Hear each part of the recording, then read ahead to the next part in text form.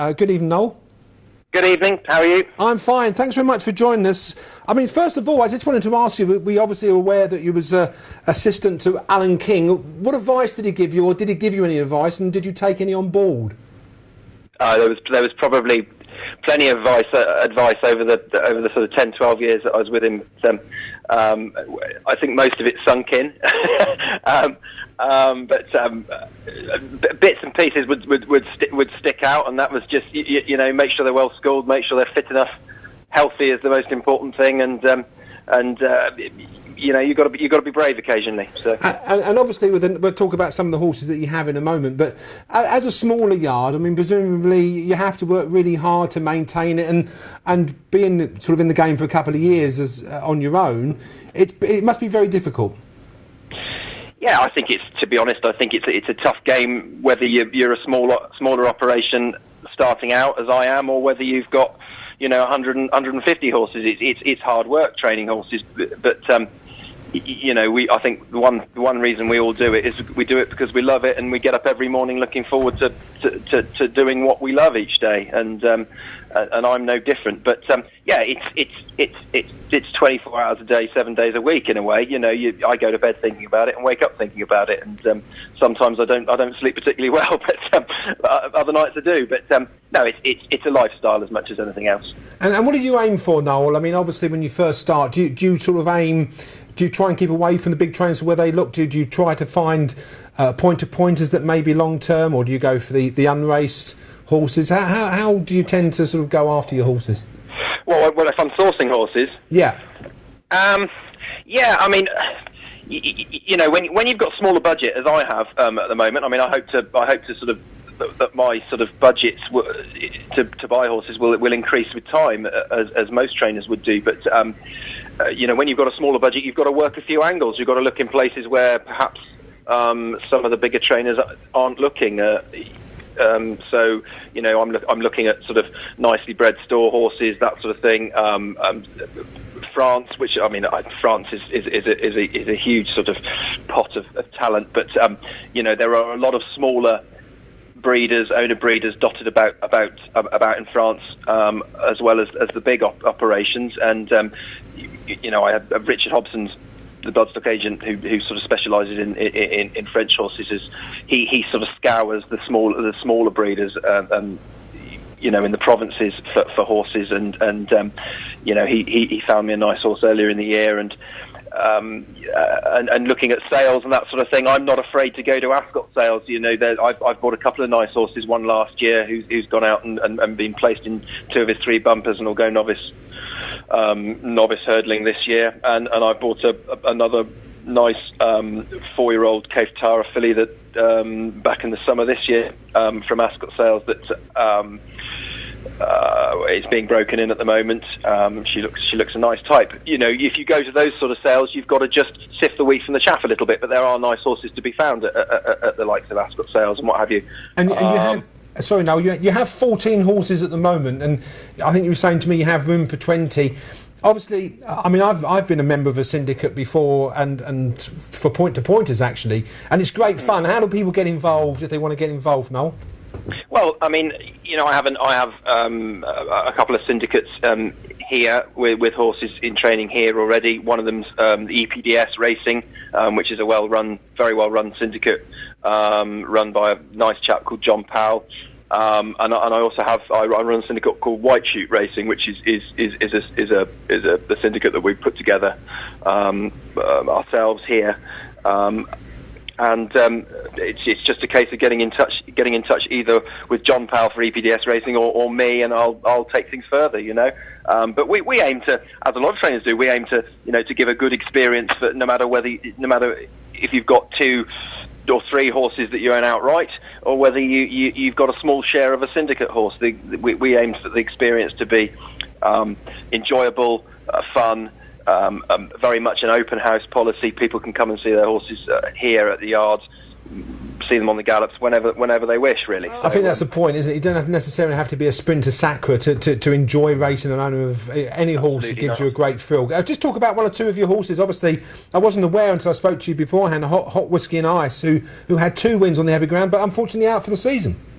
Yeah, that was a great loss to us. I mean, you know, he's been off games for a little while now. He was a horse I bought last summer before I'd even sort of got my licence through, but had an order for a nice sort of chasing prospect. I found him at one of the Brightwell sales at Cheltenham. He'd had a bit of point-to-point for me to run in 4 point-to-points. Been placed in a couple of them. He looked very progressive and was a nice athletic individual. I liked him a lot. And I thought, you know, this is a sort of horse that can go on, and he did indeed. He won first time out in a bumper for us. That was my first winner, and then he went straight novice hurdling after that. He finished second at Kempton, and then I took him to Fontwell, and he won at Fontwell. Sadly, he came back from that occasion with a bit of a leg injury, and he'll miss all of this season. The timing of it, you know, back then would mean that yes, I could get him back in 12 months, but he's very much a winter horse. He likes a little bit of soft ground, so there was no point bringing him back for sort of March, April time. So he'll have a full 18 months off. So he'll miss this season. And there's another nice horse that you have. I mean, you have a couple that have won actually quite well in bumpers. Kincola Fort, are we expecting that one to was second in the Plumpton bumper? Do we expect that one to come out soon?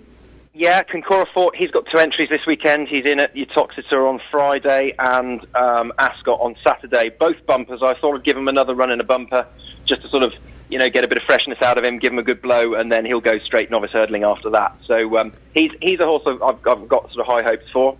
He's owned by the EPDS Syndicate. There are shares available in him. He's a nice big strapping type. Plenty of scope. He's schooled brilliantly. I don't want to sort of tempt fate, but you know, if you could get one that's a real natural jumper, he's it. And he'll be a sort of staying chasing type for the future, but he'll be novice hurdling this season. And there's plenty of staying in the family, that's for sure. In terms of Blobby Crane, I know she's a lovely little mare, third in the Toaster bumper. Blobby Crane? Yeah, I've got a lot of time for her. I love her to bits. Loved her from the day she arrived. She's a homebred horse bred and owned by Simon and Helen Plumley. She's sort of co-owned as well with a nice lady called Catherine Leadbeater. Really looking forward to running her. She was a horse that I'd had most of the winter with me in training, but she was a typical sort of youngster. She had a few sniffs and niggly health problems, and I couldn't quite get her right. And I was running out of time with her a little bit as to whether I'd get a run into her. Managed to get her right just in time to run right at the beginning of May, like you say, in that Toaster bumper. And she ran an absolute blinder, stayed on well up the hill, finished third, sort of running on strongly. The sort of further she went, the better she went. She travelled through the race really nicely. So I've got a lot of time for her, and I'm toying with the idea of I'll certainly give her an entry in the listed bumper at Cheltenham next month in the November meeting. So I'm looking forward to her, and I've got quite high hopes for her. Whether that's punching a little bit higher. You might as well, Noel. You might as well dream live the dream. Thanks very much indeed. We're running out of time, unfortunately, but very quickly, Friendly Society actually won the sponsored race that we put up. That's right. And we haven't seen it since. How's Friendly Society? He's fine. He obviously he won that race at Fontwell, and then was certainly. He was either going to win or certainly finish a very good second at Stratford a couple of runs later, and unfortunately walked through the last and deposited his jockey, which was a sort of near miss. And he's a little bit. His sort of form sort of tailed off a little bit after that. He lost his way a little bit. So he's just been freshened up over the last 8 weeks, and I'm hoping to sort of run him, I would say, in about 2 or 3 weeks' time, while we've still got a little bit of decent ground. He likes a bit of decent ground, but he seems fresh and well. He's been out to a few places. He's seen hounds just to sort of give him a little bit. He's a bit of a rascal, you know. He's a bit of a character, but he's a good fun horse. And very quickly, actually, I noticed that you talk about. Do you like training horses that are quite difficult? I noticed that you got Galata, Gary Moore's. That was a bit on the flat. That was a bit of a monkey. Yeah, he's a character, all right. He's a difficult horse to place and get right. He's going to have everything right for him. He was going to run tomorrow at Taunton, but the ground's a bit quick for him there, so I might go to Exeter with him on the 4th. Hopefully there'll be a little bit. He likes decent ground, but he doesn't want extremes. He doesn't want. He does. But he was actually sent to me. He was bought out of a cellar at Toaster, having won for Gary, and the owner, who I knew well from my time with Alan. he said, "Look, do you want to train him?" And I thought, yeah, okay. Hadn't really looked at him, looked at his form, looked at who trained him before, and thought, blimey, what am I going to do with him? Yeah. How are you going to prove one out of Gary Moore's? But listen, he's well capable of winning another race. It's just got to sort of fall right for him. We stayed well on the flat. And Noel, thank you very much indeed for that this evening. And very, very last thing, if people want to get involved in the syndications, they get in touch to you or through the website, right? Yeah, that's it. It's noelwilliamsracing.co.uk, and all my contact details are on there. So, lovely. Yeah, okay, thank you very much indeed, Noel, and hopefully you have a very good season. It's unfortunate about a couple of the other horses that you have, but that's hopefully it all picks up and you have a very good season. Thank you very much. Oh, yeah, onwards and upwards. Thanks, Peter. Cheers. Thank you.